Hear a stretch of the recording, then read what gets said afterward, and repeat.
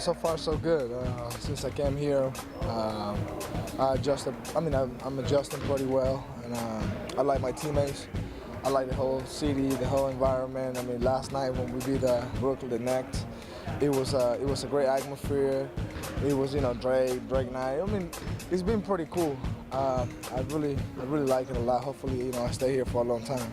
I mean, it's been your fourth team in about, I guess, 4 years. It's hard because at first I thought I was going to stay with New Orleans, and now all of a sudden I got traded to Sacramento, and then I ended up being in Toronto, so it's a lot. But I'm a professional, I'm a pro, so this is my job. So my family support me, and the people in my circle really support my career. So if it has to be in Toronto or anywhere else, I think that my supporting cast is really the one that really keeps me motivated, and just with that desire to be better and to be not only a better basketball player but a better person too.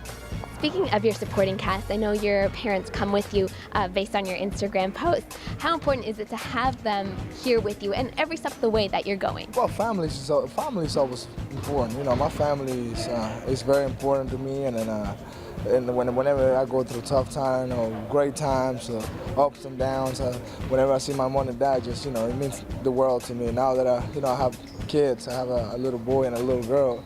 They mean to me, they're everything I got. So that's why they keep me in peace, and I'm a happy kid, and I'm a family man too. So family means a lot to me. Speaking of being happy, I see you on the basketball court. I mean, when you hit a big shot, there's so much flamboyancy to how important is it to have fun out there on the basketball court? Oh, this is not many people have the privilege to do what they love, and this is what I love. I love playing basketball, and even though the last year has been really tough for me, I still enjoy the game no matter what. Obviously, I want more. I can't be the same basketball player. I have to get better. And I think Toronto is going to it's a great fit for me to continue to get better, establish myself, and then I think that eventually the timing will be great for me to to do the things that I really want to do here. Adjusting to a new role, I know you've been used to being a starter, but what kind of things do you need to do in order to do more, especially coming off the bench? Just take advantage of the minutes. Obviously, my mentality is being the starting point guard, but I think it'll be selfish if I said right now that role is not up to me right now, and it's not what the team is right now. I think Kyle Lowry is doing an outstanding job, and at the end of the night, it's about winning. So winning kills everything, and even though I don't play as many minutes that I used to play, I think the great side about all this is I haven't been in the playoffs since my rookie year, and I think we're heading that direction. So that's why I still gotta adjust, and I still gotta get better, and keep working, because eventually I'm gonna play a big role on the team. Limited minutes, he's done an almost good job. Hadn't shot the ball like he wants to, but probably hadn't got the minutes he needs to show what he's doing. Extended minutes would help him get loose. He's used to having starter minutes, and now all at once he's in the backup role. So that takes an adjustment for a guy to get used to. He's doing a good job again of accepting the role, but he goes back to Doug's. It's easier when you're having success to accept it. You are the first Venezuelan-born player to be drafted in the NBA, and the third to play in the NBA. Is there a huge support around the Venezuelan community that kind of pushes you to succeed further? Well, Venezuela is my heart. I can't even explain how much everybody back home support me, and kids wearing my jersey, wearing my shoes, trying to be like me and look up to me. That's I never thought it was gonna be like what it is right now. So I'm blessed. I thank God for giving me the opportunity not to only be a basketball player that plays in the NBA, but more and so, being Venezuelan, it just means so much. I'm so proud to be where I'm from, and my whole country is really behind me. And then you got 32 million people supporting the Toronto Raptors right now, every night and night out. They watching the games, and that's huge. I'm so thankful, and like I said, I'm so proud to be from Venezuela, and I do a lot for my country because I care. I truly care.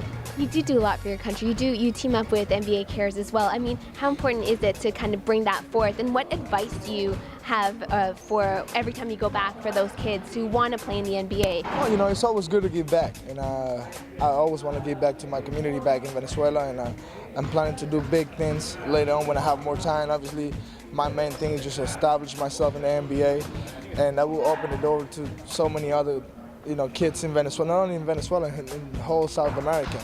And I love to be active in the communities, and you know, the NBA done a great job with me, and doing clinics back home, and hopefully we make it nationally back in Venezuela, where we go through every city and we at least do something with it, like a small clinic with almost every city in back home, because they get a little upset because I only go to like 3 or 4 cities because I don't have enough time. But eventually I'm gonna have a project where I go, you know, through every city and you know, help kids all over the country in Venezuela. Is it true that growing up, baseball was your favorite sport to play? That's our main sport. I think we got the second most population in the major league. Yes, of Venezuelan players. But it's only one in the NBA. So, and we have, you know, Miguel Cabrera, which is the best baseball player as of right now. And he's huge, you know. I look up to that man and the way his professionalism, his talent. I mean, everything he does is just such a great example of what Venezuelans are capable of. Do you communicate with him? Do you guys talk on an ongoing basis? Well, every now and then. You know, we don't talk every day, but when we see each other, maybe a tweet or something like that, we keep in contact. But you know, I always watch what he does. I follow his career. I follow almost everybody. I mean, I love sports, so I watch a lot of different things, and especially when I see a high-level athlete from Venezuela. You love baseball, but how did you get into playing basketball? It was just not for me. I think baseball is a slow sport where you know, see, and when I was playing Little League, I was a center field, and when you play Little League, there ain't nobody hitting to the center field, so I used to play with the grass, with my glove, and I would tell my dad, he was like, Dad, I don't want to, you know, this is not for me, so you got to take me something, you know, to do something else. And he took me to this basketball program, and you know, everything started as a hobby. I just wanted to run around, be more active, and then all of a sudden it's my profession. It's what I do for a living now. And when you came to America, I guess you didn't speak a word of English, and you were going to high school there. You went to high school with Kevin Durant, didn't you? Yes, I did. And is it true that when everyone would call you Greivis, he would call you Gravy? Yeah. He used to call me Gravy. Well, you know, it's an amazing story, because I came here as a kid that I wanted to make a dream come true, and then, you know, I remember 8 years ago when my high school coach brought me to his office and told me, if you do what you're supposed to do, you're going to have a chance to make it to the NBA. And that night I couldn't go to sleep. And then 8 years after, I'm here playing in the NBA, you know, living my dream, and then, you know, helping so many other kids to dream big too. That's huge, you know, and I'm so thankful, and you know, God is amazing how He put me in places that I never thought I was going to be. I dream about it. You know, I used to tell my boys, my best friend, my homies back in Venezuela, I was like, hey, I'm going to be in the NBA. And they used to laugh. They used to like, oh, you're not going to go to the NBA. You can't even get to the States. You don't even have a passport. Extra motivation, right? Yeah, I use it as a motivation. You know, I think everything is possible in life.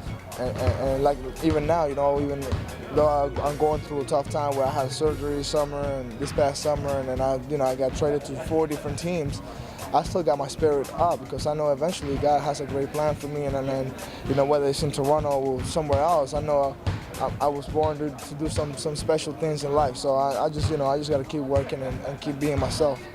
And how is that relationship like now with you and Kevin Durant? I mean, does he come up to you like, buddy, I told you? We talk. Me and KD, you know, we talk, and we're great friends. I really admire how he handles his image. It's not easy, you know. He was a kid that used to catch the train every day, go to school, and you know, he was living in a rough area, and to become who he is right now, you know, it amazed me how he handles everything. What a humble kid, what a great guy, and I'm so proud that, you know, I can also say that I played with him for a year.